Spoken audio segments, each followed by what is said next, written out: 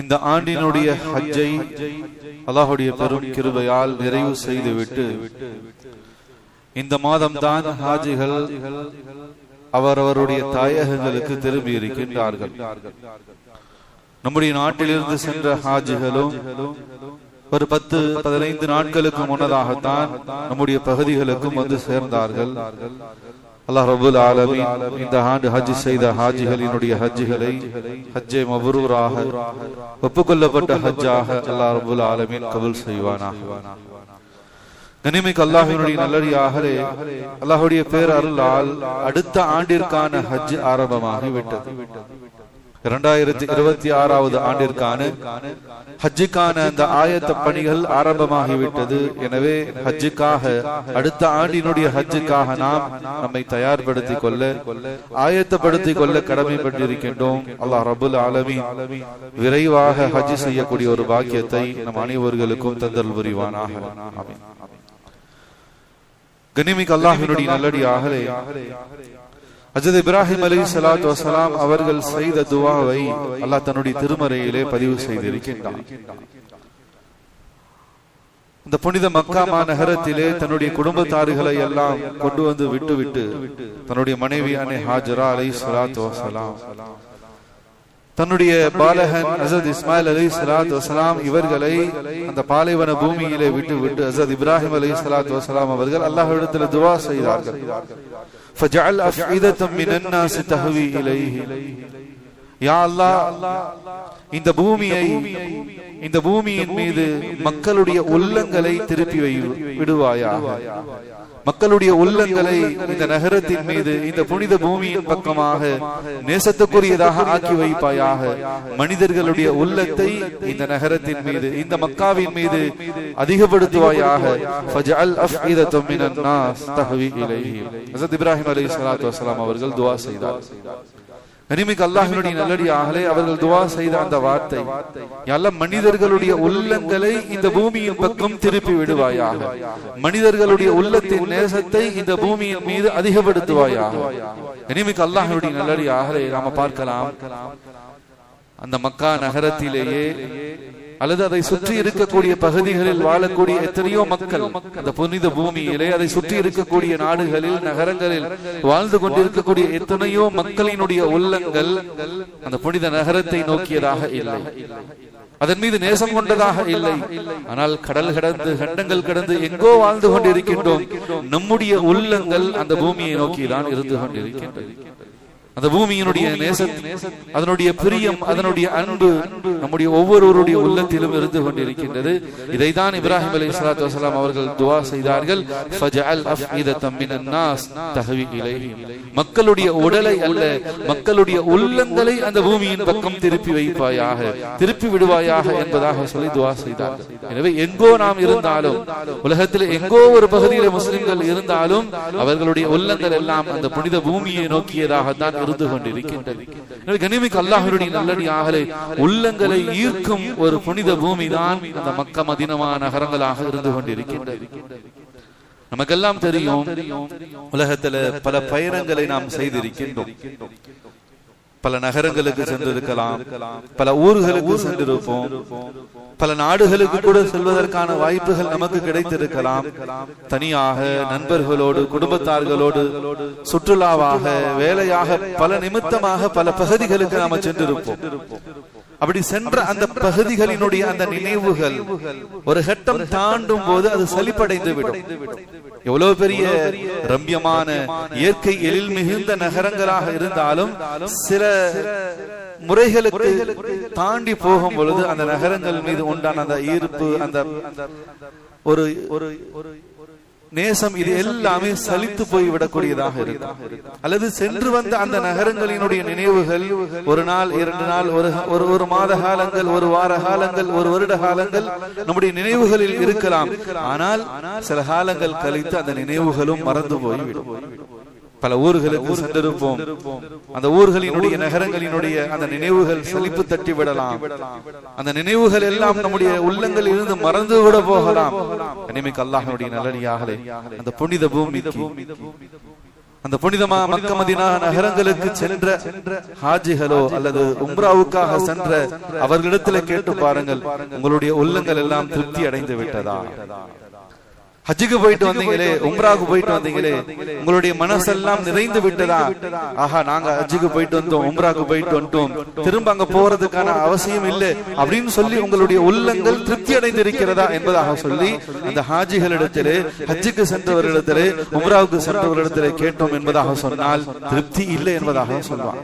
எத்தனை ஆயிரம் முறைகள் அந்த பூமிக்கு செல்வதற்கான வாய்ப்புகள் திரும்ப திரும்ப திரும்ப நமக்கு கிடைத்தாலும், அந்த ஹாஜிகளுக்கு கிடைத்தாலும், ஒவ்வொரு முஸ்லிம்களுக்கு கிடைத்தாலும் அதை பெரும் ஆசையோடு அல்லாஹ்வினுடைய அருளாக எண்ணி அதை பெற்றுக் கொள்ளக்கூடியவர்களாகத்தான் நாம் இருப்போம்.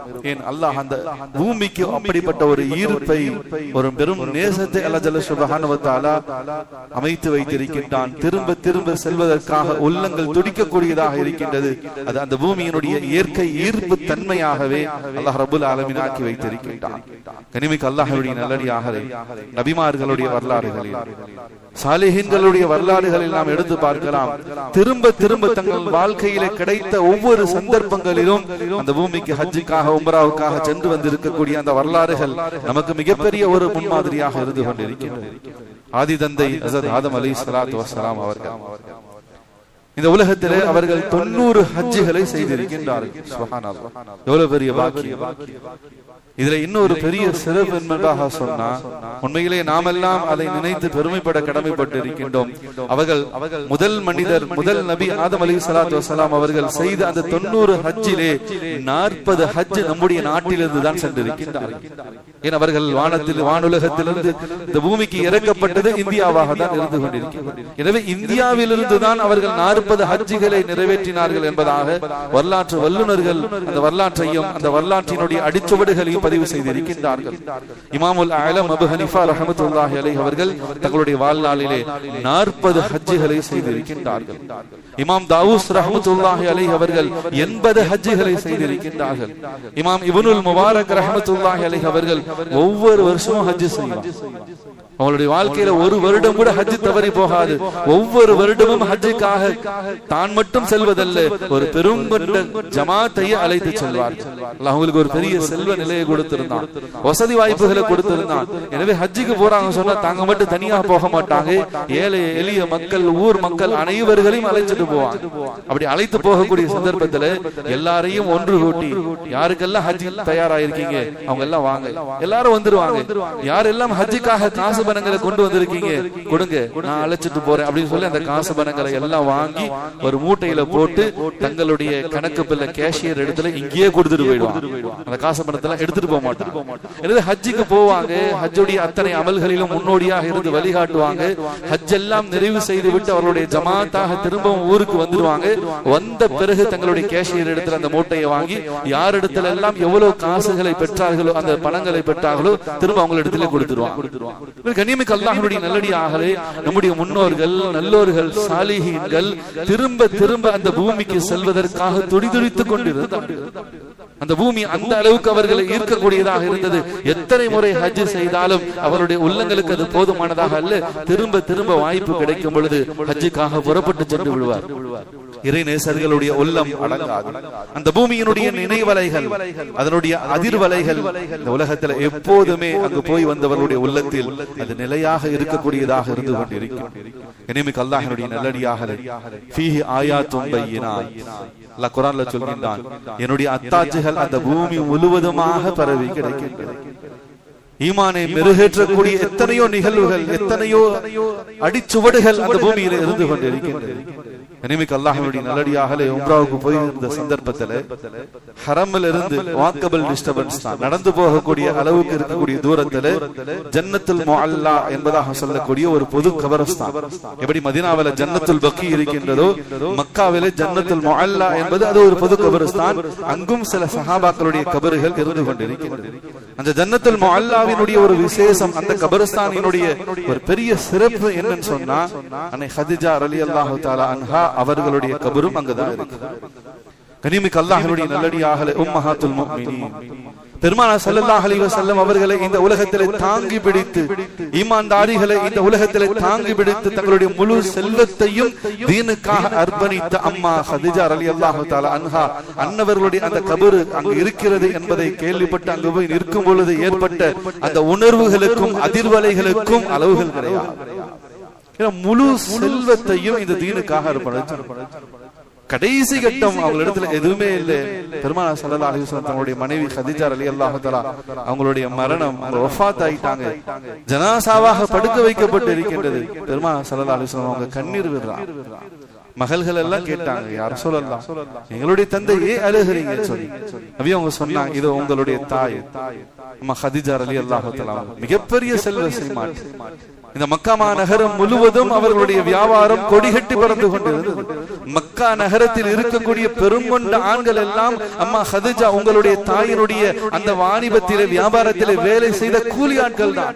அப்படிப்பட்ட உங்களுடைய தாய் மரணிச்சுட்டா, இந்த சந்தர்ப்பத்தில் அந்த தாய்க்கு என்னுடைய மனைவிக்கு சரியாக கஃன் அணிவிப்பதற்கு கூட என்னிடத்துல செல்வம் இல்லைன்னு சொல்லி கவலைப்பட்டார். அல்லாஹ்வுடைய நல்லடியார்களே, அப்படிப்பட்ட உம்மஹாத்துல் முஃமினீன், உம்மஹாத்துல் மிஸ்கீன், மிஸ்கீன்களுடைய தாய் என்பதாக சொல்லி போற்றப்பட்ட அன்னை ஹதீஜா ரலியல்லாஹு தஆலா அவங்களுடைய கபர் அந்த ஜன்னத்துல் முஅல்லாவில் இருக்கின்றது. அங்கு நிற்கும் பொழுது அன்னை அவர்கள் இந்த உலகத்தில் இந்த தீனுக்காக செய்த அந்த தியாகங்கள், அந்த நினைவுகள் நமக்கு ஏற்படக்கூடியதாக இருக்கிறது. மக்காவுக்கு போன, ஹஜ்ஜுக்காக உம்ராவுக்கு போன எல்லோருமே தாயிஃபுடைய நகரத்துக்கு போவாங்க, அங்கும் அழைத்து செல்லப்படுவாங்க. அந்த பயணமே ஒரு மிகப்பெரிய நிகழ்ச்சியான பயணமாக இருக்கும். தாயிஃப் போகும்போது கனிமிக்கு அல்லாஹ்வுடைய நல்லடியாக இரண்டு பக்கமும் மலைகள், நடுவிலே ரம்யமாக அழகான முறையில போடப்பட்ட அந்த ரோடுகள், அந்த பாதையிலே வாகனங்கள் கடந்து செல்லும் போதெல்லாம் அந்த தாயிஃப் நகரத்தை நோக்கி நாங்கள் செல்லக்கூடிய அந்த தருணத்தில் ஏற்பட்ட அந்த எண்ணங்கள், இதே இந்த தாயிஃபுடைய நகரத்தினுடைய இந்த வீதி இன்னைக்கு மிக பளபளப்பான அழகான வாகனங்கள் செல்லக்கூடிய வசதிக்கு ஏற்பட்ட ஒரு பாதையாக அமைக்கப்பட்டு வாகனங்கள் வேகமாக சென்று கொண்டிருக்கின்றது. 1400 ஆண்டுகளுக்கு முன்னதாக இதே நகரத்திற்கு தீனை எத்தி வைப்பதற்காக உயிரிலும் மேலான பெருமானார் ஸல்லல்லாஹு அலைஹி வஸல்லம் அவர்கள் செல்லும் பொழுது கரடு முரடான மலைப்பாதைகளாக தான் இருந்தது. இன்றைக்கும் அந்த மலைகள் இருக்கின்றது, மலைகளுக்கு நடுவிலே பாதைகள் அமைக்கப்பட்டிருக்கின்றன. எனவே அந்த பாதைகளில் அந்த வாகனங்களில் கடந்து செல்லும் பொழுது பெருமானார் ஸல்லல்லாஹு அலைஹி வஸல்லம் அவர்கள் இந்த வழியாகத்தானே தாயிஃபுக்கு போய் இருப்பார்கள். கனிமிக்க அல்லாஹ்வுடைய நல்லடியார்களே, அந்த தாயிஃப் நகரத்தினுடைய அந்த ரணங்கள், அதனுடைய வடுக்கள் சொல்வதற்கான சக்தி இந்த நாவுகளுக்கு எவ்வளவு பெரும் துன்பங்களை, துயரங்களை பெருமானார் ஸல்லல்லாஹு அலைஹி வஸல்லம் அவர்கள் அந்த தாயிஃபுடைய நகரத்திலே அனுபவித்தார்கள். அந்த பாதைகளை கடந்து செல்லும் பொழுது, அந்த நகரத்துக்குள் நுழையும் பொழுதெல்லாம் அந்த சிந்தனைகள் தான் மேலோங்கியதாக இருந்தது. கல்லால் சொல்லால் அடித்து துன்புறுத்தப்பட்டு துரத்தி அடிக்கப்பட்ட பெருமானார் ஸல்லல்லாஹு அலைஹி வஸல்லம் அவர்கள் அமர்ந்த ஒரு அந்த மலைக்குன்று இன்றைக்கும் அப்படியே எரிந்து கொண்டிருக்கின்றது. அந்த மலைக்குன்றை பார்க்கும் பொழுதெல்லாம் பெருமானார் ஸல்லல்லாஹு அலைஹி வஸல்லம் அவர்கள் சிந்திய அந்த இரத்த துளிகள் தான் நினைவுகளுக்கு வந்தது. கனிமிக்க அல்லாஹ்வுடைய நல்லடியார்களே, நபி ஸல்லல்லாஹு அலைஹி வஸல்லம் அவர்கள் அந்த மலை குன்றின் மீது, அந்த பாறையின் மீது அமர்ந்திருந்த சந்தர்ப்பத்துல தான் மலக்குகள் வந்தாங்க. மலக்குகள் வந்து நபி ஸல்லல்லாஹு அலைஹி வஸல்லம் இடத்துல சொன்னாங்க, யா முஹம்மத் ஸல்லல்லாஹு அலைஹி வஸல்லம், இன்னல்லாஹ அஸ்ஸ வ ஜல்ல, அல்லாஹ் ஜல்ல சுப்ஹானஹு வ தஆலா தான் எங்களை அனுப்பி வைத்தான். கத் சமிஅ கௌல கௌமிக், உங்களுடைய கௌமுகள், உங்களுடைய உம்மத்துகள் பேசியதை, உங்களிடத்துல நடந்து கொண்டதை அல்லாஹ் பார்த்துக்கிட்டு தான் இருந்தான். அவங்க கேட்ட, அவங்க என்னென்ன சொன்னாங்க, உங்களை எவ்வளவு இழிவுபடுத்தினார்கள், எவ்வளவு துன்புறுத்தினார்கள். அல்லாஹ் அதை பார்த்து கொண்டுதான் இருந்தான், அல்லாஹ் அதை கேட்டுக் கொண்டிருந்தான். அந்த மலக்கு சொன்னார், நான் மலைகளுக்கான மலக்காக இருக்கேன், மலைகளுக்கான பொறுப்பான மலக்காக இருக்கேன். வான மலக்குன் ஜிபால் வகத் பஅஸனி இலைக ரப்புக லிதஅமுருனி பிஅம்ரிக கமா ஷிஅத. யா ரசூலல்லாஹ், நீங்கள் உத்தரவிட்டால், நீங்க என்ன சொல்றீங்களோ அதை செய்ய சொல்லி அல்லாஹ் என்ன அனுப்பி வச்சிருக்கான். நான் மலக்குகளின் பொறுப்பாளனான அந்த மலக்காக இருந்து கொண்டிருக்கின்றேன். இன் ஷிஅத அன் உத்பிக அலைஹிமுல் அக்ஷபை, நீங்கள் உத்தரவிட்டால் இந்த இரண்டு மலைகளுக்கு மத்தியிலே இருக்கக்கூடிய இந்த நகரத்தை அந்த இரண்டு மலைகளையும் ஒன்றாக இணைத்து அப்படியே அழித்து விடுகிறேன். அந்த தாயிஃப் நகரத்துக்குள்ளே நுழையும் பொழுது, அந்த இரண்டு மலைகளை கடந்து அந்த நகரத்துக்குள் நுழையும் பொழுது இந்த வார்த்தைகள் தான் நினைவுக்கு வந்தது. மலக்குகள் சொன்ன இந்த வார்த்தை, யார சொல்லலாம், இந்த இரண்டு மலைகளுக்கு நடுவில் இருக்கக்கூடிய இந்த நகரத்தை நாங்கள் அப்படியே நசுக்கி விடுகின்றோம். இவர்கள் உங்களுக்கு கொடுத்த அந்த துன்ப துயரங்களுக்கு பிரதிபலனாக. கனிமிக்கு அல்லாஹ்வுடைய நல்லடியார்களே, கருணையே உருவான காருண்ய நபி ஸல்லல்லாஹு அலைஹி வஸல்லம் அப்படியா செஞ்சிருங்க அப்படின்னு நான் சொன்னாங்க. யோசிச்சு பாருங்க, எவ்வளவு துன்பங்கள் துயரங்கள். பெருமானார் ஸல்லல்லாஹு அலைஹி வஸல்லம் அவர்களை கல்லால் அடித்தார்கள், சொல்லால் அடித்தார்கள், ஊரை விட்டு பல கிலோமீட்டர்கள் துரத்தி அடித்தார்கள். அல்லாஹ் பாதுகாக்கும், அல்லாஹ் பாதுகாக்கும். அவ்வளவு ரணங்களையும் வலிகளையும் வேதனைகளையும் தாங்கிக் கொண்டு அமர்ந்திருக்கக்கூடிய நேரத்தில் மலக்குகள் வந்து சொல்கின்றார்கள், நான் தான் மலக்குகள், நான் தான் மலைகளுக்கான மலக்காக இருக்கேன், நீங்க உத்தரவிடுங்க இந்த மக்கள் அழிச்சு அல்லாஹ்வுடைய நல்லடியார்களே, ஒரு யதார்த்த ஒரு மனிதனுடைய சிந்தனை இப்படிதான் இருக்கும். அல்லாஹ் பாதுகாக்கணும். நாம இப்படிதான் சிந்திப்போம். நமக்கு ஏதோ ஒரு விதத்துல யாராச்சும் ஒரு தொந்தரவு கொடுத்துட்டாங்க, இடையூறு கொடுத்துட்டாங்க, அது மனைவியாக இருக்கட்டும், பிள்ளைகளாக இருக்கட்டும், பெற்றோர்களாக இருக்கட்டும், நண்பர்களாக இருக்கட்டும், யாராக இருக்கட்டும், அவங்க மூலியமா எவ்வளவோ நலவுகளை பெற்று இருக்கும். அவங்களால தான் இன்னைக்கு நம்ம நல்ல நிலைமையில இருந்திருப்போம். ஏதோ வாழ்க்கையில மனித இயல்பு தவறி ஒரு ஏதாச்சும் நமக்கு இடையூறாக, நமக்கு தொந்தரவாக ஏதாச்சும் ஒரு விஷயத்தை சொல்லோ செயலோ செஞ்சுட்டாங்க சொன்னா நம்முடைய உள்ளங்கள் ஏற்றுக்கொள்றது. அல்லாஹ் நீ பாத்துக்கிட்டு தானே இருக்க, இப்படி அநியாயம் பண்றானே, இப்படி எனக்கு தொந்தரவு கொடுக்கிறானே, இவனுக்கெல்லாம் அழிவே வராதா அப்படின்னு நம்ம சொல்லிட்டு போயிடுவோம். அல்லாஹ்வுடைய நல்லடியார்களே, காருண்ய உள்ளம் பிடித்த கருணை நாயகம் ஸல்லல்லாஹு அலைஹி வஸல்லம் அவங்க சொன்ன வார்த்தை, பல் அர்ஜு ஐ யுஹ்ரிஜ் அல்லாஹ், நான் மக்களை அழிப்பதற்காக இங்க வரல, மக்கள் அழிந்து வேதனைப்பட வேண்டும் என்பதை பார்ப்பதற்காக நான் வரவில்லை. பல் அர்ஜு அன் யுஹ்ரிஜ் அல்லாஹு அஸ்ஸ வஜல் மின் அஸ்லாபிஹிம் மயஅபுதுல்லாஹ் அஸ்ஸ வஜல் லா யுஷ்ரிக் பிஹி ஷைஆ.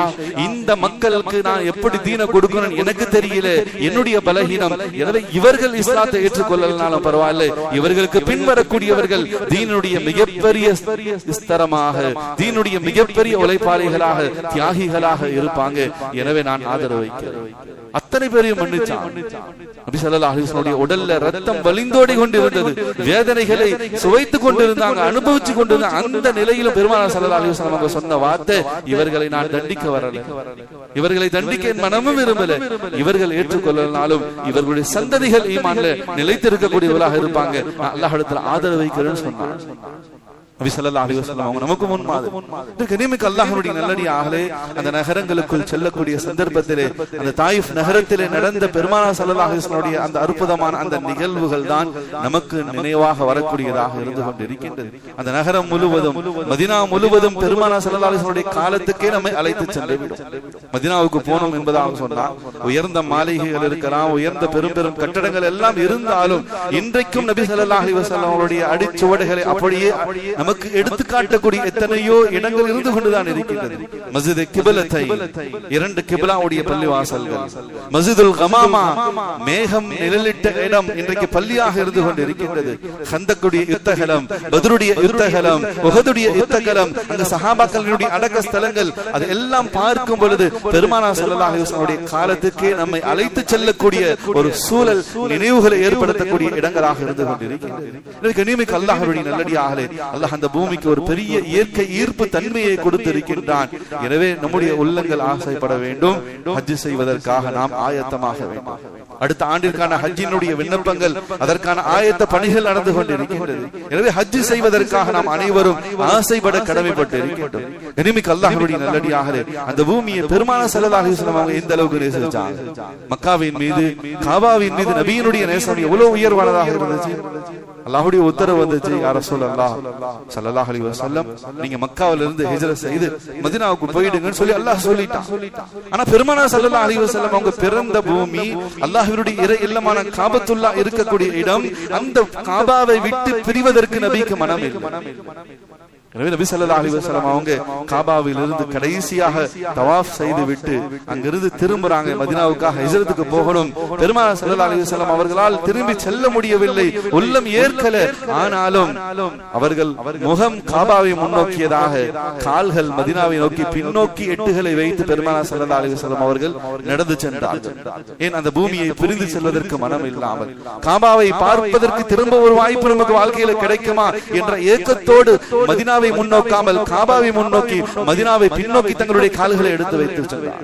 இன்னைக்கும் ஹஜ்ஜுக்காக போகக்கூடிய சந்தர்ப்பத்தில் அல்லது உம்ராவுக்காக போகக்கூடிய சந்தர்ப்பத்தில் மக்காவினுடைய அமல்கள் எல்லாம் முடிச்சிட்டு, ஹஜ்ஜுடைய அமல்கள் எல்லாம் முடிச்சிட்டு, உம்ராவுடைய அமல்கள் எல்லாம் முடிச்சிட்டு கடைசியா மதீனா போக போறோம் அல்லது தாயகம் திரும்ப போறோம் அப்படின்னு சொன்னா தவாஃபுல் விதா செய்யும், விடைபெறும் தவாஃப் நடக்கும். கடைசியாக தவாஃப், திரும்ப ஒரு வாய்ப்பு எப்ப கிடைக்கும் தெரியாது. எனவே தவாஃபுல் விதாவை நிறைவு செய்து விட்டு அந்த ஹாஜிகள் அந்த உம்மார்கள் அப்படியே திரும்பி நடக்க முடியாது.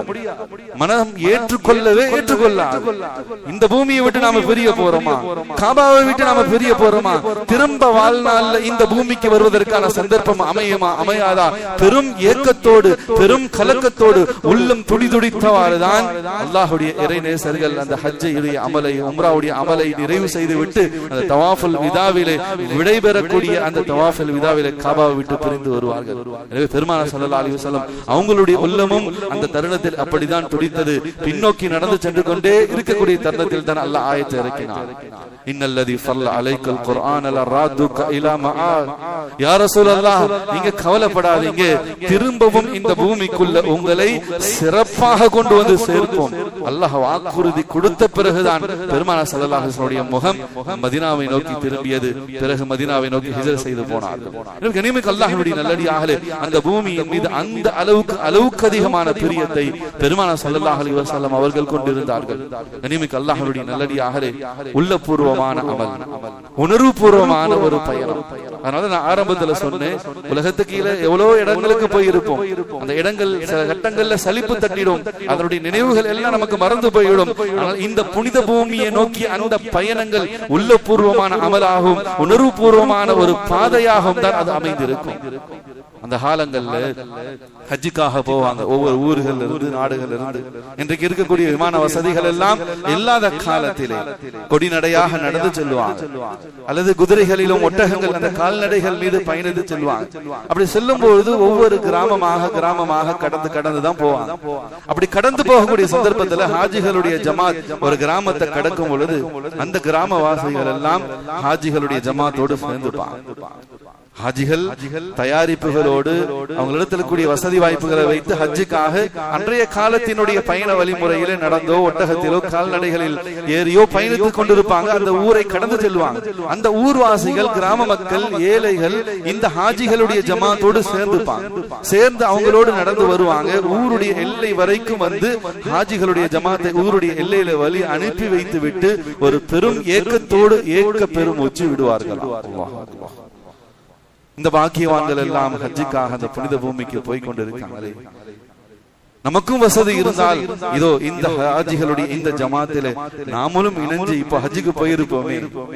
அந்த ஏழைகள் எல்லாம் ஹாஜிகளை வழி அனுப்பி விட்டு தங்களுடைய ஊரை விட்டு வழிகாட்டி வழி அனுப்பி விட்டு ஒரு ஏக்கத்தோடு பெருமூச்சு விடுவார்கள். ஏன் ஹஜ் அந்த அளவுக்கு ஒரு உணர்ச்சி பூர்வமான உணர்வு ததும்பல் நிறைந்த ஒரு அமல். அதற்கு ஈடான ஒரு அமலே எதுவுமே கிடையாது. அந்த அமலிலே ஏற்படக்கூடிய உணர்வுகளும் உணர்ச்சிகளும் வேற எந்த அமல் மூலமாகவும் அல்லாஹ் வைத்தார். அந்த அளவுக்கு ஒரு உணர்வுபூர்வமான அமல். எனவே அவர்களை வழி அனுப்பிவிட்டு ஒரு ஏக்கத்தோடு அல்லாஹ் நமக்கு வசதி கொடுத்திருந்தா நாமளும் இப்ப ஹஜ்ஜுக்கு போயிருப்போமே, ஆனா வசதி இல்லையே, நம்மால போக முடியலையே என்ற ஒரு பெரிய ஏக்கத்தோடு அந்த ஹாஜிகளை அந்த ஏழைகள் வழி அனுப்புவார்கள் என்பதாக வரலாற்றினுடைய அடிச்சுவடுகளில் அந்த ஏக்க பெருமூச்சு பதிவு செய்யப்பட்டிருக்கிறது. கனிமிக்க அல்லாஹ்வுடைய நல்லடியார்களே, நம்முடைய உள்ளங்கள்ல ஆசை வேண்டும். ஹஜ் செய்ய நாம் ஆயத்தமாக கடமைப்பட்டிருக்கின்றோம். கனிமிக்க அல்லாஹ்வுடைய நல்லடியார்களே, வாழ்க்கையில எப்போது அந்த இஹ்ராமுடைய ஆடையை நாமும் அணிய போகிறோம். உலகத்துல எவ்வளவோ மாப்பிள்ளை ட்ரெஸ் போட்டிருப்போம், பலவிதமான உலகத்தினுடைய நவீன அந்த ஆடைகள் எல்லாம் அணிஞ்சிருப்போம். ஆனால் அந்த இஹ்ராமுடைய ஆடைக்கு நிகரான ஆடை இந்த உலகத்துல எதுவும் கிடையாது. சுப்ஹானல்லாஹ். நிமிக்க அல்லாஹ்வுடைய நல்லடியாக ஆசைப்படணும். எங்களுடைய வாழ்நாள்ல எங்களுடைய வாழ்க்கையில் நாங்களும் எப்ப அந்த இஹ்ராமுடைய ஆடை அணிய போறோம்? அந்த தல்பியா முழக்கம், லப்பைக் அல்லாஹும்ம லப்பைக் லப்பைக் லா ஷரீக லக லப்பைக் இன்னல் ஹம்த வன் நிஅமத லக வல் முல்க் லப்பைக் லா ஷரீக லக லப்பைக். மற்ற நேரங்கள்ல இந்த தல்பியா அதிகமாக சொல்லப்படாது. உலகத்துல எங்கேயாச்சும் பார்த்திருக்குமா? எங்கேயாச்சும் திக்ருடைய மஜ்லிஸ்கள்ல இந்த தல்பியா சொல்லப்படுமா?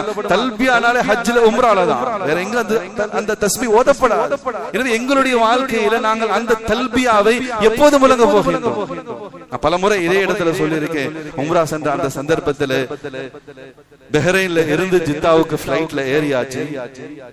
வானத்துல அந்த விமானம் பறந்து கொண்டிருக்கு. ஜித்தாவை நெருங்கக்கூடிய ஒரு 100 கிலோமீட்டர் இடைவெளியிலே அந்த கேப்டன் பைலட் அறிவிக்கின்றார், இது போல ஜித்தா மீகாத், ஒவ்வொரு பகுதிகளிலிருந்து வரக்கூடியவர்களுக்கு அல்லாஹ் ஒரு ஈகாத்தை, ஒரு மீகாத்தை, எல்லைகளை அல்லாஹ் நிர்ணயிச்சிருக்காங்க. நபி ஸல்லல்லாஹு அலைஹி வஸல்லம் அவங்க முடிவு செஞ்சிருக்காங்க மக்காவுடைய எல்லைன்னு சொல்லி. எனவே அந்த பைலட் அறிவிப்பு செய்வார், மக்காவினுடைய அந்த மீகாத் வரப்போகின்றது. எனவே ஹாஜிகள் எல்லாம், உம்மார்கள் எல்லாம் தங்களுடைய நியத்தை சரி செய்து கொள்ளுங்கள், இஹ்ராம்ல இருந்து கொள்ளுங்க, இஹ்ராமுக்கு மாறிக்குங்க, தல்பியா சொல்லுங்க என்பதாக சொல்லி பைலட் அறிவிப்பு செய்வார். அப்படி அறிவிப்பு செய்த சந்தர்ப்பத்தில் பஹ்ரைன்ல இருந்து ஜித்தா போறதுனால எங்க பிளைட்ல இருந்த கிட்டத்தட்ட 300க்கும் மேற்பட்ட அத்தனை பேருமே உம்ராவுக்காக வந்திருந்தாங்க. எனவே அந்த அறிவிப்பு வந்ததுதான் தாமதம். மண்ணின் முழக்கம் விண்ணை பிளந்தது என்பதாக சொல்லுவாங்க. ஆனா அந்த விண்ணிலே தல்பியாவின் முழக்கம் விண்ணையும் மண்ணையும் சேர்ந்து பிளக்கக்கூடிய அளவுக்கு தல்பியாவினுடைய சத்தம் அந்த பிளைட்டுக்குள்ள இருந்தது. எனவே அல்லாஹ்வுடைய நல்லடியார்களே, சொல்லும் போதோ கேட்கும் போதோ அந்த உணர்வு ததும்பல்களை நிச்சயமாக நம்மளால எவ்வளவு உணர முடியுமோ என்பதாக சொல்ல முடியாது. அதை அனுபவிக்கும் போதுதான் அதனுடைய முழு சுகத்தையும் நம்மளால் அனுபவிக்கணும். நம்முடைய வாழ்க்கையில எப்ப அந்த இஹ்ராமுடைய ஆடை அணிய போறோம், எப்ப நாங்களும் தல்பியா சொல்ல போறோம், எப்போ அந்த புனித எல்லைகளை பறந்து கடந்து நாங்களும் செல்ல போறோம், அதற்கான வாய்ப்பு அந்த நசீப அல்லாஹ் எங்களுக்கு எப்ப கொடுக்க போறோம். நிமிக்கு அல்லாஹ்வுடைய நல்லடியார்களே, ஹதீஸ்ல வருகிறது, நபி ஸல்லல்லாஹு அலைஹி வஸல்லம் சொன்னாங்க, மா மின் முஸ்லிமின் யுலப்பை இல்லா லப்பை. ஒரு முஸ்லிம் ஹஜ்ஜுக்காக போயிருக்கார், உம்ராவுக்காக போறார். அந்த சந்தர்ப்பத்தில் அந்த எல்லைகளை கடந்து செல்லும் பொழுது அவர் லப்பைக் சொல்றார். லப்பைக் அல்லாஹும்ம லப்பைக் என்பதாக அந்த லப்பைக் சொல்லக்கூடிய சந்தர்ப்பத்திலே நபி அவங்க சொன்னாங்க, ஐயமீனிஹி வ அன் ஷிமாலிஹி மின் ஹஜரின் அவ் ஷஜரின் அவ் மதரின். அவரோடு சேர்ந்து அவருடைய வலதுபுறத்திலும் அவருடைய இடதுபுறத்திலும் இருக்கக்கூடிய கல்லும் மண்ணும் செடிகளும் கொடிகளும் மரங்களும் அனைத்தும் சேர்ந்து அவரோடு தல்பியா சொல்கிறார்.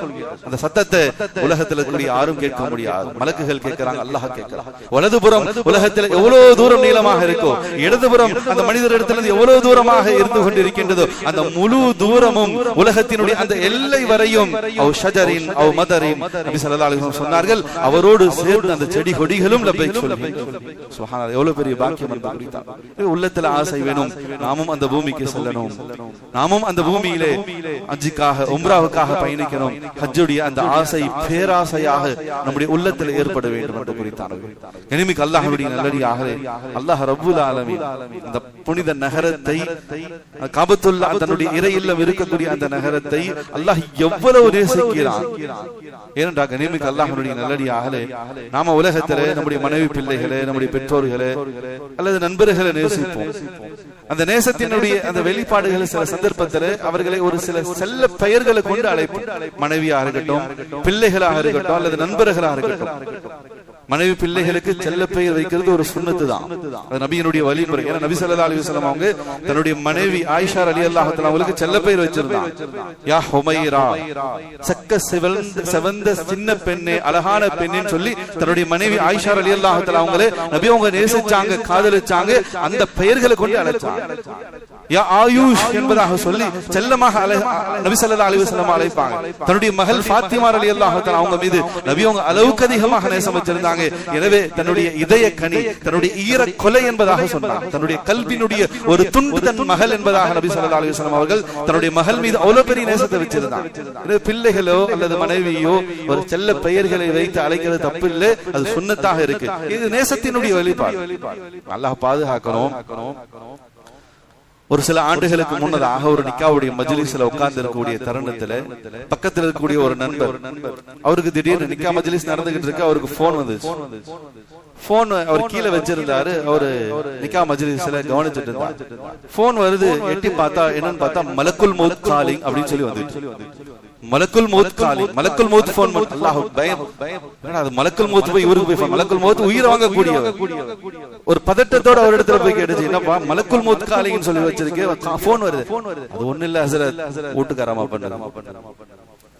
வீட்டுக்காரமாவுக்கு செல்ல பெயர் வைக்கிறது ஒரு சுன்னத். அவர் பேர் வச்சிருக்காரு மலக்குல் மௌத். ஏப்பா இப்படி பேர் வச்சிருக்க? மலக்குல் மௌத் வேலை என்ன? உயிரை வாங்குறது தானே. எல்லா நிமிஷமும் எல்லா நேரமும் வீட்டுக்கு போனா இவ அதான் செய்வா, உயிரை வாங்கிட்டே இருப்பா. அதனாலதான் நான் பேரை இப்படி வச்சுட்டேன் மலக்குல் மௌத் என்பதா. அல்லாஹ் பாதுகாக்க. கனிமிக்க அல்லாஹ்வினுடைய நல்லடியார்களே, இது போன்ற அந்த நேசத்தினுடைய வெளிப்பாடு செல்ல பெயர்களை வைத்து அழைப்பது ஒரு யதார்த்தம். அல்லாஹ் ரப்புல் ஆலமீன் அந்த பூமியை நேசிக்கிறான், காபாவை நேசிக்கிறான், அந்த பைத்துல்லாவை நேசிக்கின்றான். எனவே தன்னுடைய நேசத்துக்குரிய அந்த பூமிக்கு அல்லாஹ் பல பெயர்களை குர்ஆன்ல அறிமுகப்படுத்தும். அப்படிதான் அறிமுகம். ஒவ்வொரு இடத்திலும் அந்த பூமியை பற்றி சொல்லும் பொழுது அந்த பெயர் செல்லமான அந்த பெயர்களை, தனக்கு விருப்பமான அந்த பெயர்களை சொல்லித்தான் அல்லாஹ் ஜல்ல சுப்ஹானஹு வ தஆலா அழைக்கின்றான். ஒரு இடத்துல அல்லாஹ் மக்கா என்பதாக சொல்றான், இன்னொரு இடத்துல பக்கா என்பதாக சொல்றான், இன்னொரு இடத்துல உம்முல் குரா என்பதாக சொல்றான், இன்னொரு இடத்துல பலதன் அதீக் என்பதாக சொல்றான், இன்னொரு இடத்துல பலதன் ஹாமினா என்பதாக சொல்றான், இன்னொரு இடத்துல பலதன் அமீன் என்பதாக சொல்றான், இன்னொரு இடத்துல பைத்துல் ஹராம் என்பதாக சொல்றான், இன்னொரு இடத்துல பைத்துல் மஸ்ஜிதுல் ஹராம் என்பதாக சொல்றான். பல பெயர்கள் குர்ஆன்ல மட்டும் வரக்கூடிய பெயர்கள். பலதன் ஆமீனா, பலதன் அமீன், பைத்துல் அதீக், மஸ்ஜிதுல் ஹராம், பைத்துல் ஹராம், இதெல்லாம் அல்லாஹ் குர்ஆன்ல அந்த பூமிக்கு வைத்திருக்கக்கூடிய செல்ல செல்ல பெயர்கள். சுப்ஹானல்லாஹ். அல்லாஹ் அந்த பூமியை, அந்த புனித நகரத்தை எவ்வளவுக்கு அதிகமாக அல்லாஹ் நேசிக்கக்கூடியவனாக இருப்பான்.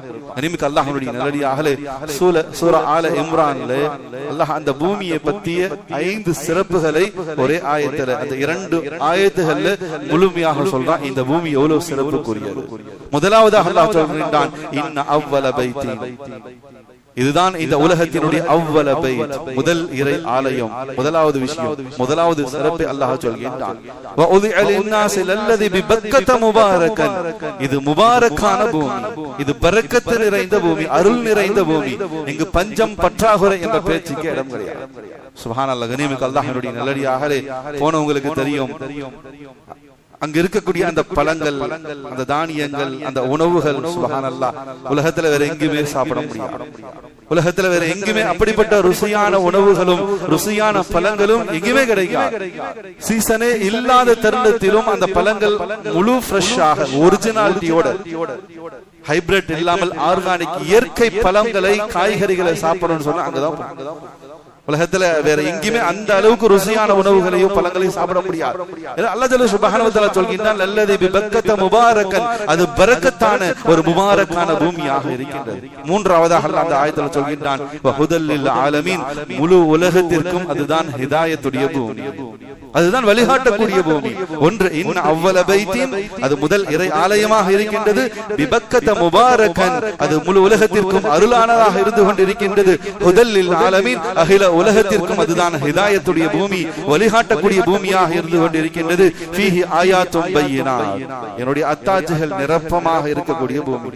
ஹதீஸ்ல கிதாபுகள் எழுதுறாங்க, கிட்டத்தட்ட அல்லாஹ்வுடைய அந்த அத்தாட்சிகள் 40க்கும் மேற்பட்ட அத்தாட்சிகள் அந்த பூமி முழுவதுமாக இருந்து கொண்டிருக்கிறது என்பதாக சொல்றான். ஃபீஹி ஆயாத்தும் பையினாத் என்பதாக சொல்லிட்டு அல்லாஹ் ஒரே ஒரு அத்தாட்சியை பற்றி சொல்கின்றான். மகாமு இப்ராஹிம், என்னுடைய அத்தாட்சியாக இருக்கின்றது. ஹஜ்ரத் இப்ராஹிம் அலைஹிஸ்ஸலாத்து வஸலாம் அவர்கள் நின்று அந்த மஸ்ஜிதுல் ஹரமை, அந்த பைத்துல்லாவை கட்டி அந்த கல், அது என்னுடைய அத்தாட்சிகளில் ஒன்றாக இருந்து கொண்டிருக்கின்றது. வமன் தஹலஹு கான ஆமினா, 5வதாக சொல்கின்றான், இது அபயமளிக்கப்பட்ட பூமி, இது பாதுகாப்பான பூமி, அமைதியான பூமி, அனைவர்களுக்கும் பாதுகாப்புக்குரிய பூமி.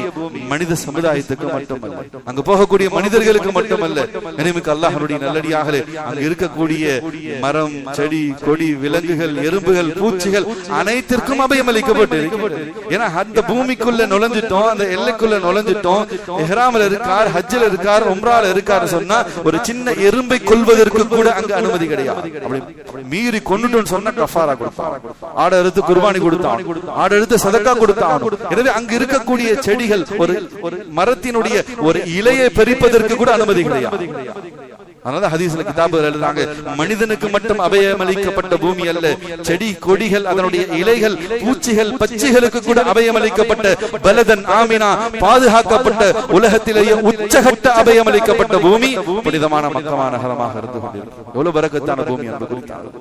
கனிமிக்க அல்லாஹ்வுடைய நல்லடியாக உள்ளத்துல ஆசை வேணும், உள்ளத்துல தேற்ற வேணும். அந்த புனித பூமி நம்முடைய ஒவ்வொருவருடைய உள்ளத்தினுடைய ஆசை பயணமாக, கனவு பயணமாக அமையணும். அல்லாஹ்விடத்தில் அதிக அதிகமாக துஆ செய்யணும். அல்லாஹ் எங்களுக்கும் அந்த பாக்கியத்தை விரைவாக கூடி என்பதாக சொல்லி நாம் அல்லாஹ்விடத்தில் துஆ செய்ய கடமைப்பட்டோம். கனிமிக்க அல்லாஹ்வுடைய நல்லடியார்களே, இப்னுல் கய்யிம் ரஹ்மத்துல்லாஹி அலைஹி சொல்றாங்க, அல்லாஹ் ஜல்ல சுப்ஹானஹு வ தஆலா அந்த பைத்துல்லாவை எவ்வளவு சிறப்புப்படுத்தி இருக்கான்னு சொன்னா, அல்லாஹ் குர்ஆன்ல இப்ராஹிம் அலைஹிஸ்ஸலாத்து வஸலாம் அவங்களை அழைச்சு சொல்றான். ஏன்னா அவங்க தான் பைத்துல்லாவை கட்டினாங்க, காபத்துல்லாவை கட்டி முடிச்சாங்க. கட்டி முடிச்ச உடனே இப்ராஹிம் அலைஹிஸ்ஸலாத்து வஸலாம் அவங்களை அழைச்சு இது பவ்வஅனா லி இப்ராஹிம் வ இப்ராஹீமே வ தஹ்ஹிர் பைத்தி லித்தாயிஃபீன் வல் காயிமீன வர் ருக்கஇஸ் சுஜூத். வ இப்ராஹீமே, நாங்க சொன்னோம் பைத்துல்லாவை நீங்க கட்டி முடிச்சிட்டீங்க, எனவே அதை பரிசுத்தப்படுத்துங்க, அதை பராமரிங்க. ஏன் என்பதாக சொன்ன, என்னுடைய அடியார்கள் தவாஃபுக்காக, அமல் செய்யறதுக்காக, தொழுகிறதுக்காக, இத்திகாஃப் இருக்கிறதுக்காக இந்த பைத்துல்லாவுக்கு என்னுடைய இல்லத்துக்கு வருவாங்க. எனவே அதற்காக நீங்கள் அதை பராமரியுங்கள், அதை அழகுபடுத்துங்கள், அதனை மணக்க வையுங்கள் என்பதாக அல்லாஹ்வுடைய உத்தரவு. கனிமிக்கு அல்லாஹ்வுடைய நல்லடியாக இந்த ஆயத்தினுடைய விளக்கத்துல உலமாக்கள் நமக்கு இன்னொரு விளக்கத்தையும் தராங்க. ஹஜ்ரத் இப்ராஹிம் அலைஹிஸ்ஸலாத்து வஸலாம் அவங்க ஒரு நபி. அவர்கள் அல்லாஹ்வுடைய மிக நெருக்கத்துக்குரிய நேசத்துக்குரிய ஒரு நபியாக இருந்தாங்க. அவங்கதான் காபத்துல்லாவை கட்டினாங்க. காபத்துல்லாவினுடைய நிர்வாகியாகவும் அவங்கதான் இருந்தாங்க. அந்த பள்ளிவாசலுடைய நிர்வாகி அவங்கதான் கட்டினாங்க. அவங்கதான் அதை பராமரிச்சுக்கிட்டு இருக்காங்க. எனவே அவர்களை அழைத்து அல்லாஹ் சொல்றான், நீங்க கட்டுனீங்க, எனவே அதோடு மட்டுமல்ல உங்களுடைய பொறுப்பு, நீங்க இதை சுத்தமாக வைங்க, இதை பரிசுத்தமாக வச்சு பள்ளிவாசலை மனமாக வைங்கள், இதை பராமரியுங்க.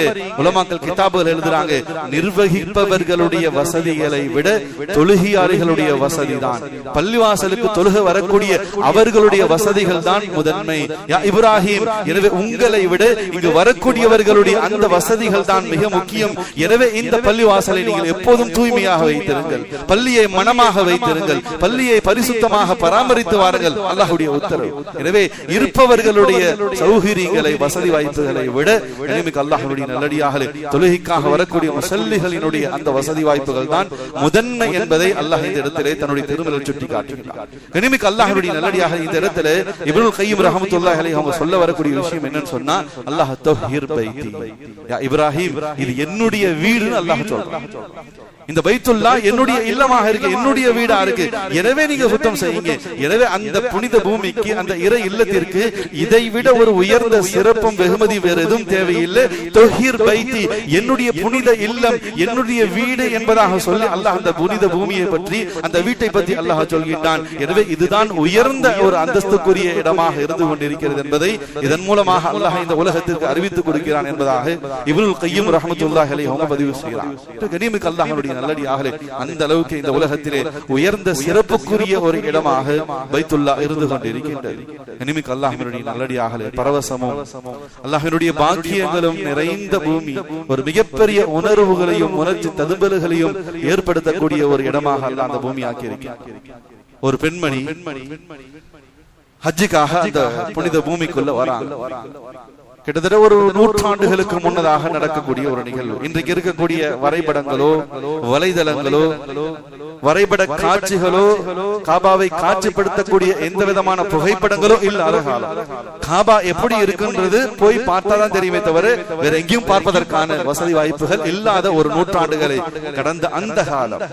இன்னைக்கு நம்ம காபாவை பார்த்துறோம், டிவிகள்ல பாக்குறோம், மொபைல்ல பாக்குறோம், போட்டோக்கள்ல பாக்குறோம். எனவே பார்த்துட்டு அங்க போகும்போது அதனுடைய அந்த ஈர்ப்பு குறையறதுக்கு வாய்ப்பு இல்லை. இருந்தாலும் அந்த முதல் முறையிலே பார்க்கக்கூடிய அந்த பார்வை, அந்த பரவசத்திற்கு அளவுகள் கிடையாது. எனவே அந்த ஒரு 100 ஆண்டுகளுக்கு முன்னதாக ஒரு பெண்மணி புனிதமான காபாவை பார்ப்பதற்காக ஹஜ்ஜுக்காக போகிறாங்க. இன்றைக்கு இருப்பதை போல வானளாவிய முறையில உயர்ந்த கட்டடங்களோ கோபுரங்களோ எதுவும் கிடையாது. காபத்துல்லாவுக்குள்ள போறோம்னா, மக்காவுக்குள்ள நுழையிறோம்னா ஒரு 30-35-40 கிலோமீட்டருக்கு முன்னாடியே கிளாக் டவர் தெரிய ஆரம்பிச்சு. இங்கதான் காபா இருக்கு, நாம மக்காவை நோக்கி தான் போய்கிட்டு இருக்கோம். எனவே அந்த ஒரு எதிர்பார்ப்பு இன்னும் கொஞ்சம் அதிகமாயிடும், காபாவை நோக்கி போய்கிட்டு இருக்கோம். அன்னைக்கு அப்படிப்பட்ட அந்த கிளாக் டவர் எல்லாம் கிடையாது. ஒரு 100 ஆண்டுகளுக்கு முன்னதாக கிட்ட போனாதான் பள்ளிவாசல் இருக்கு, அந்த பள்ளிவாசலுக்குள்ள போனாதான் காபத்துல்லா இருக்கு. எனவே அந்த பெண்மணி ஒரு பெரிய உணர்வு ததும்பல்களோடு, ஒரு பெரும் எதிர்பார்ப்பு ஏக்கத்தோடு முதலாக ஹஜ்ஜுக்காக வந்திருக்காங்க. முதலாக இறை இல்லத்தை நாம பார்க்க போகின்றோம். எனவே அந்த பெண்ணுடைய உள்ளம் துடிதுடிக்கின்றது. ஐன பைத்து ரப்பி, எங்கே என்னுடைய இறைவனினுடைய இறை ஆலயம்? ஐன பைத்து ரப்பி, எங்கே என்னுடைய ரப்பினுடைய அந்த இறை இல்லம் இருந்து கொண்டிருக்கின்றது. ஆவல் ததும்பலிலே அங்க இருக்கக்கூடியவர்களை கேள்வி கேட்டுக்கொண்டே வரா. இங்கதான் பக்கத்துல வந்தாச்சு. ஐன பைத்து ரப்பி, ஐன பைத்து ரப்பி. கடைசியாக காபாக்குள்ள அந்த பெண் நுழைஞ்சிட்டான். மஸ்ஜிதுல் ஹரமுக்குள்ள உள்ள வந்தாச்சு. காபாவினுடைய அந்த காட்சி சுப்ஹானல்லாஹ். முதலாக அந்த பார்வை நிமிக்கு அல்லாஹ்வுடைய நல்லடியாக எப்பேற்பட்ட ஜாம்பவனாக இருந்தாலும் சரி, எப்பேற்பட்ட பலசாலியாக இருந்தாலும் சரி, அவருடைய உள்ளத்திலுடைய அந்த ஈமானிய அந்த உணர்வு அவரை அப்படியே நிலைகுலைந்து நிற்க வைத்துவிடும். கண்களிலிருந்து எப்படித்தான் கண்ணீர் கொட்டுகிறது என்பது தெரியாது. தாரத்தாரையாக கண்களிலிருந்து கண்ணீர் கொட்டும். அந்த பூமிக்கு அல்லாஹ் அவ்வளவு பெரிய இயற்கை ஈர்ப்பு தன்மையை சுத்தி வச்சிருக்கான். எனவே முதல் பார்வை காபாவை பார்த்த அந்த பெண்மணி காபாவை அப்படியே கட்டி அணைச்சாங்க. கடைசியாக அவருடைய மையத்து தான் அங்க இருந்து பிரிக்கப்பட்டுச்சு. வரலாற்றுல பதிவு. இதான் உணர்வு ததும்பல். இதுதான் அந்த பூமியின் மீது உள்ள அந்த நேசத்தினுடைய அடையாளமாக இருந்து கொண்டிருக்கின்றது. நிமிக்கு அல்லாஹ்வுடைய நல்லடியார்களே, பாவங்களை பரிசுத்தப்படுத்தக்கூடிய பூமியாக இருக்கு. உலகத்துல வேற எங்கேயும் நம்முடைய பாவங்களை கழுவவே முடியாது. என்ன அமல் செய்யலாம் உலகத்துல இருந்து, எத்தனை குர்ஆன் ஓதலாம், எத்தனை இரவு வணக்கங்கள் செய்யலாம், எவ்வளவு தௌபா செய்யலாம், ஆனா ஒட்டுமொத்தமாக ஒரு பாவம் கூட விடாமல் பரிசுத்தமாக வேண்டும் என்பதாக சொன்னா அந்த பூமிக்கு சென்றால் தான் முடியும். நபி ஸல்லல்லாஹு அலைஹி வஸல்லம் அவங்க சொன்னார்கள், மன் ஹஜ்ஜ ஃபலம் யர்ஃபுஸ் வலம் யஃப்சுக் ரஜஅ கயௌமி வலததுஹு உம்மு. யார் ஹஜ்ஜை உம்ராவை நிறைவு செய்து விட்டாரோ அன்று பிறந்த குழந்தையை போலத்தான் திரும்பி வருகின்றார். எந்த அமலுக்கும் இவ்வளவு பெரிய சவாபு சொல்லப்படல. ஹஜ்ஜை முடித்து வரக்கூடிய சந்தர்ப்பத்தில் அன்னைக்கு பிறந்த குழந்தை பாவ அப்படின்னா என்னன்னு கூட தெரியாது. அந்த மனோநிலையில் தான், அந்த அளவுக்கு ஒரு பரிசுத்தமான சூழலில் தான் ஹாஜி திரும்புகிறார். அவ்வளவு பெரும் உயர்ந்த பாக்கியத்தை அல்லாஹ் ஹஜ்ஜின் மூலமாக வழங்குகிறார். பாவங்கள் முழுவதுமாக பரிசுத்தப்படுத்தப்படுகிறது. கனிமிக்கு அல்லாஹ்வுடைய நல்லடியார்களே, நபி ஸல்லல்லாஹு அலைஹி வஸல்லம் அவங்க தங்களுடைய ஹஜ்ஜத்துல் விதாவிலே காபத்துல்லாஹ்வை தவாஃப் செய்தாங்க. கடைசியாக ஹஜ்ஜுல் அஸ்வத் கல்லுக்கு முன்னாடி வந்து நின்றாங்க. அந்த கல்லை முத்தம் கொடுத்தாங்க. முத்தம் கொடுத்துட்டு அங்க நின்று துஆ செய்தாங்க. தேம்பி தேம்பி தேம்பி அழுது துஆ செய்து கொண்டே உமர் ரலியல்லாஹு தஆலா அவங்க பின்னாடி தான் நிக்கிறாங்க. நபி அவங்க அளவுக்கு அதிகமான அழுகை, ஒரு நிலை குலைந்து பெருமானார் ஸல்லல்லாஹு அலைஹி வஸல்லம் கண்களில் இருந்து கண்ணீர் வழிந்தோடி கொண்டே இருக்கின்றது. உமர் ரலியல்லாஹு தஆலா அவங்களுக்கு பயம் வந்துருச்சு. பின்னாடி இருந்து நபி ஸல்லல்லாஹு அலைஹி வஸல்லம் தோள் மேல கை வைத்தாங்க. யா ரசூலல்லாஹ், என்ன ஆச்சு? ஏன் இவ்வளவு அழுகுறீங்க? உங்களுடைய அழுகை அளவு கடந்து போய்கிட்டு இருக்கு. யா ரசூலல்லாஹ், என்ன ஆச்சு? உமர் ரலியல்லாஹு தஆலா ரொம்ப லேசாக ரொம்ப மெதுவாக நபியினுடைய தோள் மீது கை வைத்தாங்க. பெருமானார் ஸல்லல்லாஹு அலைஹி வஸல்லம் அவங்க திரும்பிட்டு உமர் ரலியல்லாஹு தஆலா அவங்களை பார்த்து சொன்னாங்க, யா உமர், ஹா உனா துஸ்கபுல் அபராத்.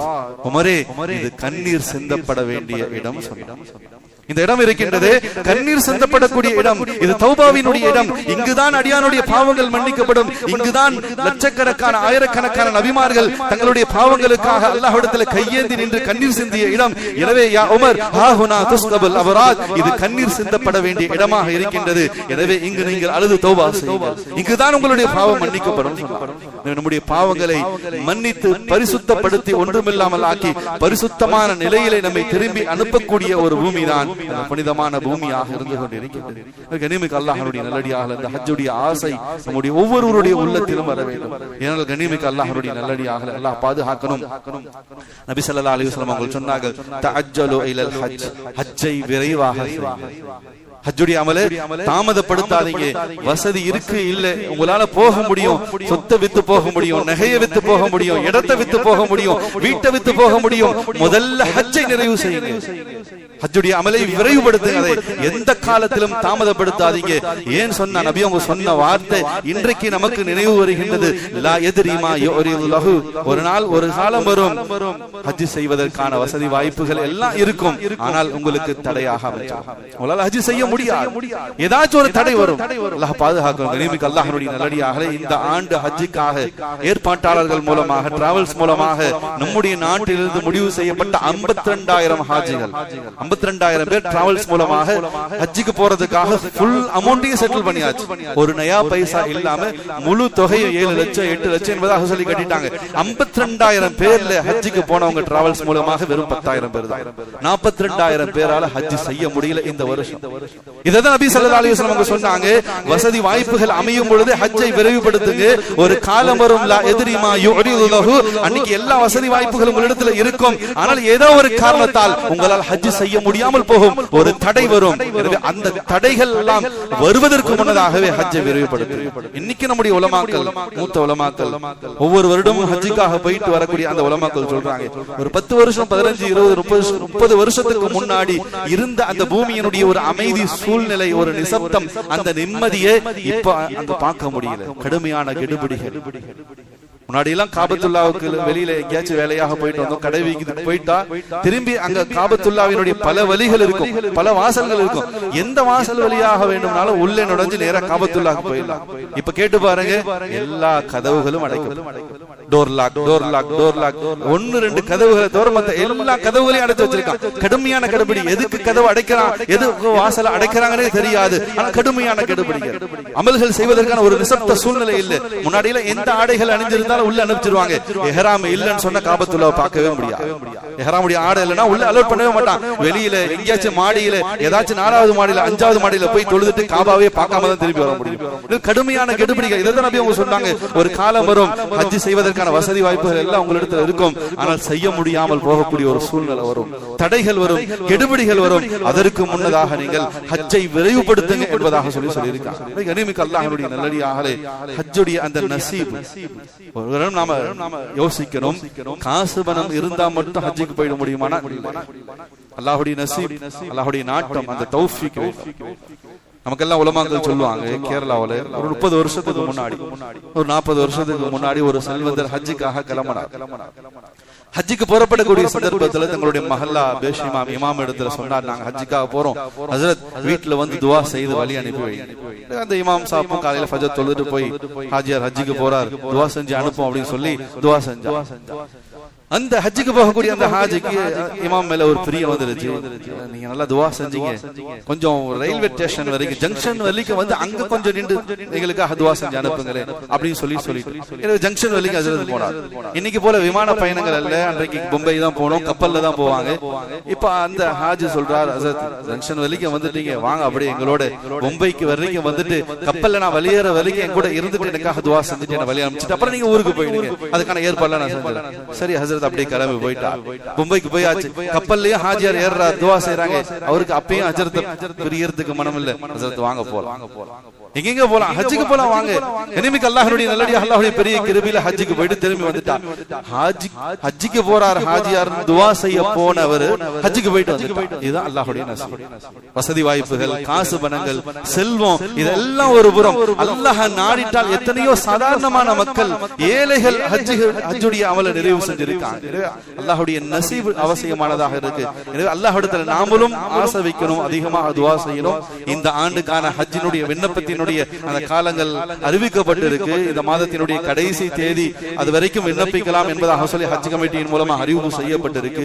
கண்ணியமிக்க அல்லாஹ்வுடைய நல்லடியார்களே, தடைகளும் கெடுபிடிகளும் அதிகமாவதற்கு முன்னதாகவே இன்ஷா அல்லாஹ் வாய்ப்புகள் வசதிகள் இருக்கக்கூடியவங்க ஹஜ்ஜை விரைவுபடுத்துங்கள். அல்லாஹ் ரப்புல் ஆலமீன் இந்த ஏழைக்கும் இந்த அடிமைக்கும் நமக்கும் நம்முடைய சந்ததிகளுக்கும் வாழ்க்கையிலே திரும்ப திரும்ப திரும்ப ஹஜ் உம்ரா செய்யக்கூடிய அந்த பெரும் பாக்கியத்தை அனைவர்களுக்கும் வழங்கி அருள் புரிவானாக.